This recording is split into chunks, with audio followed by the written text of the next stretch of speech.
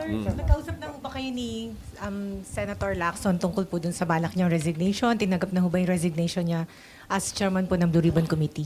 Salamat po. Hindi, nagkausap kami kagabi. Wala pa kami tinatanggap. Wala pa naman siyang pinapadalang sulat or I think he wants to do that personally. Nagkausap kami kagabi. And ayun, nagkausap kami kagabi. Nagsabi na siya, SP na. You know, Senator Lacson is frustrated. He's not stressed. Sanay sa stress yun eh. Yeah. Pero ang nakikita niya, frustrated because nag-hearing siya, may umaangal. Bakit nag-hearing? Pag hindi siya nag-hearing, may umaangal. Ba't hindi nag-hearing? Ano ba talaga?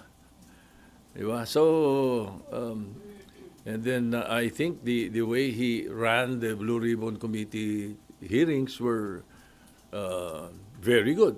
Huh? So, siguro, the man is frustrated.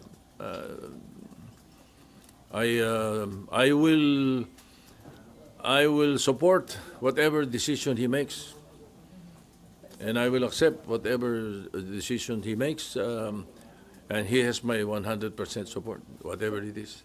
SP, yung pong decision niya po ba ay final na o pwede pa po siyang mapahinuhod ng majority at ninyo na magstay put as chairman po ng Blue Ribbon Committee?